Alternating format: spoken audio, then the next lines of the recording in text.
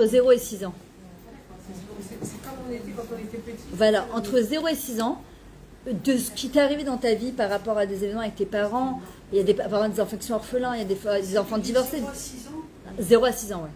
Les psychologues, c'est 0 et c'est gadol. Alors moi, je travaille avec ça en coaching.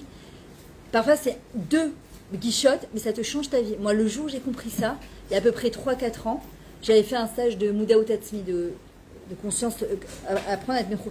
Mais ça m'a changé ma vie parce que même quand ça revient, avant, en fait, j'étais dépassée par mes émotions parce que je ne comprenais pas. Et je comprenais en tant que Sirli intellectuellement que je me disais, mais Myriam, tu ne dois pas te mettre dans un état pareil. Mais tu dois pas. Mais le regesh, il prend le dessus parce que c'est plus fort que moi. Je peux pas, je comprends pas comment je fonctionne. Mais le moment où je comprends comment je fonctionne, mais c'est grandiose. Pourquoi? Parce que je peux réparer cette chose-là. Parce que la manière dont j'ai interprété cette grille de lecture, ou ce même événement, je peux l'interpréter de manière positive ou négative, la même chose. Le même événement, je peux l'interpréter. C'est quoi la doune les zérout?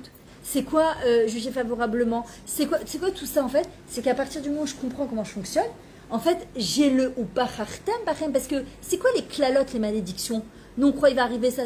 C'est déjà une malédiction, c'est quoi? C'est quand j'ai un événement en face de moi qui peut être interprété de manière positive et que je suis incapable de le traduire de manière positive et ça me met dans un état, mais ça me met hors de moi. C'est quoi hors de moi? C'est que j'ai plus de contrôle sur moi-même. Mais ça, c'est horrible. C'est quoi les brachot? En fait, une bracha, une bénédiction, c'est comme dans la même situation, je suis capable de me dire, ok, ça me fait mal, mais comment je peux l'interpréter de manière plus positive? Et à partir du moment où je fais ça, qu'est-ce que je fais? Animo shechet et atov. J'attire l'abondance sur moi, j'attire le bien. Comme ça m'est arrivé avec les 100 shekels. D'accord? C'est-à-dire que j'ai une situation, Hachem me dit, bracha, klala. J'aurais pu ne pas donner. Hein. Srouti, j'avais tous les droits de ne pas donner. Je suis pas obligée. Et en vrai, on te dit quoi? Tzedaka Tatsil, oui, Mavet. Les gens, ils pensent que quoi? Mavet, c'est quoi? C'est pas écrasé par un bus, ça a été sauvé d'une maladie. Ça, c'est le pshat. Mais plus que ça, plus fort que ça, c'est Tzedaka Tatsil, mi Mavet. Mavet nafshit. Mavet ruchanit. La mort spirituelle, la mort du nefesh. On est là et on n'a aucune simcha. On est là, mais on ne sait pas qui on est, on ne comprend pas ce qui se passe. Ça, pour moi, c'est la pire des morts. Parce que, en fait, c'est comme un suicide spirituel. C'est-à-dire que tu es là, tu te lèves le matin, tu es comme une mort vivante. En fait, tu sais pas où tu vas, tu sais que tu n'as pas de projet de vie, tu sais pas ce qu'Hachem il attend de toi. Et alors, qu'est-ce qui se passe? Eh bien, en fait, on est pris par le courant de la vie et on se prend, boum, un poteau et on se prend une branche. Alors, ça, malheureusement, c'est un peu le même style parce que souvent, c'est des gens qui sont restés à ressasser. Et en fait, Akadosh Baruch Hu, il dit, mais Admataï, on va ressasser le passé. À un moment, il faut se dire, stop, ça suffit. Stop. Et les gens, ils te disent, mais je peux pas, c'est plus fort que moi. Bah, va te faire aider. Prends de l'aide à l'extérieur, c'est pas grave. Hachem, il te dit, attends, je vais te redonner un envie. Tu vas me rabâcher la même chose que l'année dernière. Elle m'a truqué, ma belle-mère et mon mari, mon truc et ma grand-mère et mon...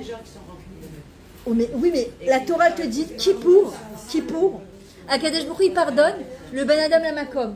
Hachem, il pardonne toutes les avérotes qu'on peut faire à Hachem, si on fait tchouva. Il dit par contre, le Ben Adam la Chavero, je suis rancunière, je suis en colère. Hachem dit, je peux rien faire pour toi, ça. Je peux rien faire pour toi. Alors encore une fois, très important, c'est que Hachem, il voit le processus par contre qu'on met en place pour pouvoir arriver à ne plus être en colère. C'est-à-dire qu'on n'est pas obligé de pardonner du jour au lendemain. Alvaï. Mais parfois, ça prend du temps. Parfois, il y a une psychothérapie à faire. Parfois, il y a des gros dossiers à ouvrir. Mais quand Hachem, il voit qu'on a la volonté de se dire, Hachem, ça y est, je ne veux plus être en colère. Je veux plus ressasser. Je veux vivre ma vie vraiment. Je veux que tu me laisses vivre encore cette année parce que je veux être soulagée. Je veux me défaire de ce boulet qui est en train de me pourrir ma vie. Je veux. Je sais que ça va prendre du temps. Peut-être une semaine, peut-être un mois, peut-être un an, peut-être 2 ans. Hachem, ce qu'il voit, c'est pas le résultat. C'est tout le processus, tous les efforts que la personne elle fait. Et chez Paul Tzadik, et tu tombes, et parfois tu es en colère, et parfois tu te relèves et ça va mieux, et parfois tu avances encore, et encore un petit peu, et encore un petit peu. Sur ça, Kadesh Baruch Hu nous récompense. Sur ça, Hachem il nous récompense. Et c'est ce que je vous disais tout à l'heure, comment on arrive au fait que Kadesh Baruch Hu dit justement par rapport à Avraham Avinu, qui va nous pardonner vraiment toutes nos fautes. Le Rav Pinkus il ramène cette chose-là, c'est exceptionnel, et je sais que je l'ai déjà dit, mais je le répète encore. C'est que quand Abraham Avinu il est venu voir Hachem, il lui a dit, mais comment je sais que tu m'as pardonné mes 3 ans où j'étais idolâtre? Peut-être que tu m'as pas pardonné. Peut-être que tu m'as pas pardonné. Hachem, il lui dit, non seulement je t'ai pardonné, et sache que tes 3 années où tu étais idolâtre, Ketal Yaldutecha, c'est marqué dans les Tehillim. Tal, c'est quoi? C'est la rosée de ton enfance, de ta jeunesse. Tu peux dire, ouais, Miskel, il avait 3 ans, c'est pas de sa faute s'il est né d'une relation tellement dégueu, et qu'avec des parents un peu tordus, quoi. C'est pas de sa faute, c'est pas lui qui a choisi. Oui, mais d'accord, mais quand même, on doit faire tchouva, même si c'était inconscient, ou si c'était pas volontaire, on doit quand même faire tchouva. Alors, Hachem, il lui dit, sache que tes 3 années, elles sont comme la rosée. Écoutez ça, c'est exceptionnel. Il dit, pourquoi en vrai? Il dit, parce que tu as compris à un moment que l'idolâtrie, c'était de la débilité.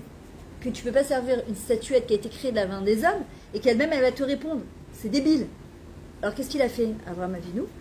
Il est parti voir le monde entier. Il a ouvert sa tente des 4 coins, et quand il faisait rentrer des gens, il leur donnait tout gratuitement. Mais des tables, il avait appelé ça échelle. D'accord? Ochel, Shtia et Lina. Il y en a qui se livouillent. Il les accompagnait à la porte. Il était si riche que ça. Ah ouais. Ah ben la vote. C'est pour ça que les gens ils disent non. Abraham, Yitzhak et Yaakov, extrêmement riche, pas riche, extrêmement riche. Alors les gens qui disent non, mais c'est bon, tu peux servir la Torah dans la pauvreté.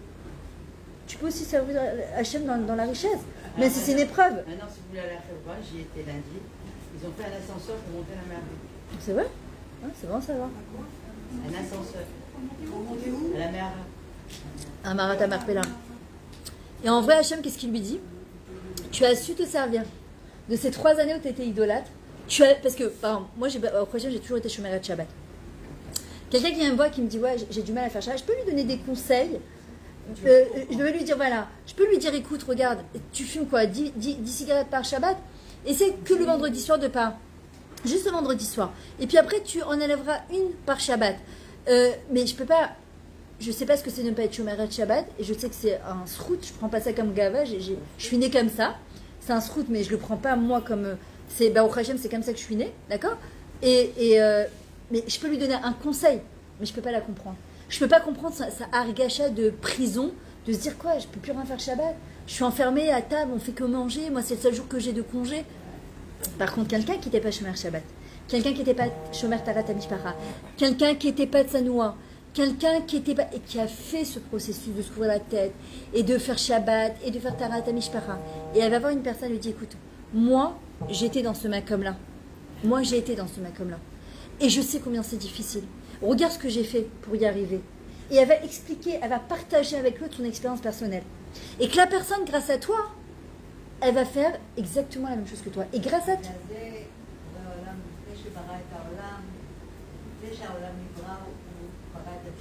נכון בדיוק, ישב דבר משוברה, הוא ידע שבטוח אנחנו נתבלע. נכון. נכון, בדיוק. נכון. אומרים כל יום בתפילה, הרוצה בתשובה.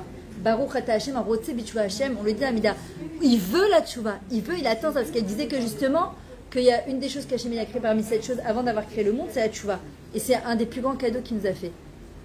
Et si une personne, grâce à toi, elle va faire Shabbat, Tarat Mishpacha et la Tziout, et grâce à toi, parce que tu as dit, tu as partagé ton expérience, c'est pas honteux de partager son expérience, on est tous des êtres humains, et de venir dire à la personne, voilà, et que la personne fait, Hachem il dit non seulement je vais t'effacer toutes tes années où toi t'as pas été Shomeret Shabbat, Tarat Mishpacha, et en plus grâce au fait qu'elle a fait tchouva grâce à toi, je vais te la transformer en srouillotte. C'est-à-dire ça va être complètement effacé. Et Bichla, c'est une personne, elle fait tchouva be'ava, par amour, pas par peur, par amour, de dire à Hachem, comment je peux te rendre ma'achiv la Hachem, kol tegmouli alay. Qu'est-ce que je peux rendre à Kadosh Baruch Hu? Qu'est-ce que je vais lui donner à Hachem? Hachem il dit une chose, que tu fais ta Torah et tes mitzvot avec amour, que tu te rapproches de moi avec amour, que vous ayez plus d'amour entre vous, qu'il y ait plus de hardout entre vous. C'est tout ce que je vous demande. Hein? Hachem nous le dit à nous. Je dis à qui je dis ça? En ce moment, il y a... Alors justement, nous on ne peut pas travailler chez les autres. Nous on doit prier pour ces gens-là. Le Rav Tida de Korav Yaakov, il dit justement, on se doit, d'ailleurs c'est le prochain article que j'ai écrit dans le futé, sur la Avat Israël. Je suis en pleine dedans. Alors voilà. La haine gratuite. Alors voilà. Je suis en pleine dedans. Alors c'est de prier, nous, on doit prier pour ça, c'est de se dire, ok, il y a de la haine gratuite, comment moi je peux faire? Parce qu'en fait, on ne sait pas, il y en a qui disent gauchiste, extrême droite, on ne sait pas, et rêvera. Qui peut savoir? Même ceux de la gauche, parfois, ils ont été embarqués C'est une ch'tifate noire qu'ils ont eue. Ils ont été en bas. On ne sait pas. Nous, on doit prier pour l'amour gratuit. C'est les enfants d'Hachem. On ne doit pas prier pour l'extrême gauche qu'ils aillent. On ne sait pas. On ne sait pas qui vient. Combien on a vu des... Regardez, je prenais Aviv Geffen. Mais il était anti-Haredi. Dans tous ces trucs de X Factor et The Voice, il descendait des Haredi chaque fois qu'il y avait un Haredi qui venait. Aujourd'hui, il a recommencé à mettre cette fille-là. Il a commencé à faire tchouva. Pourtant, c'est un extrême gauche. Il a fait la bar mitzvah à son fils. Oui. Comment t'expliques ça? Parce que la neshama d'un juif, Kozman Shaner Dolek, Efshar Taken. Tant qu'on est sur terre, en bas, tant qu'on est là, on est vivant, on peut toujours tout réparer. Et nous, si on a ce sroute-là de savoir tout ça, c'est pas pour descendre les autres, c'est au contraire pour aider les autres à faire tchouva. Comment, quand nous on fait tchouva, on doit prier pour que tout l'homme Israël il fasse ses choix. Et si je vois quelque chose qui me dérange, je dois la donner Kavzechou, je vais sortir le meilleur de cette chose-là. Je vais conclure. Je vous rappelle donc la soirée du 4 septembre. Je vais envoyer à Florence. N'hésitez pas à vous inscrire. Ça va être une soirée Bezrat Hashem. Merageshet et exceptionnelle. Hein? Envoie-moi un message, je t'inscris. Voilà. Deuxièmement, celles qui n'ont pas encore lu mon livre. Alors, vous pouvez pas passer les fêtes sans le lire, voilà. J'ai envie de vous dire, voilà, c'est toutes les Chagim, Rosh Hashanah, Kippour, Elul, Sukkot, et avec, Mamash, c'est plein de Kesher avec Akadosh Baruch Hu. Voilà, en tout cas, merci Florence, et qu'Hachem, il t'aide à continuer, Bezrat Hashem, dans ce Mamash, dans ce